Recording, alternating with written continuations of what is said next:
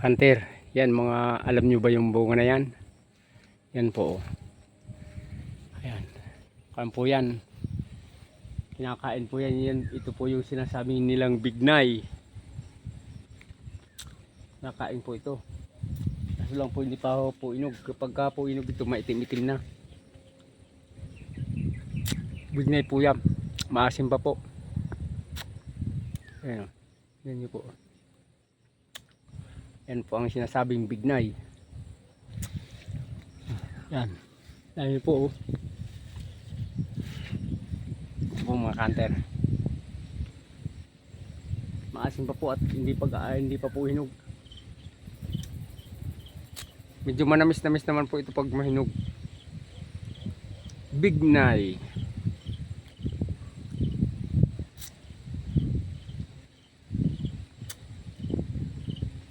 Comment na lang kayo mga kanter kung anong bunga ito sa inyo. Kung anong klaseng puno. Dito po sa amin ang titawag po nito bignay. Yan po ang dami. Yan o. Yan po din. Dami pong bunga niya no. Yan. Oh. Bignay po ang tawag nila dyan sa amin. Napakaraming bunga. Marami pong nagkukuha nito at sabi nila binababad sa alak. Binababad po nila ito sa alak. Masarap po raw eh. Maasim pa po.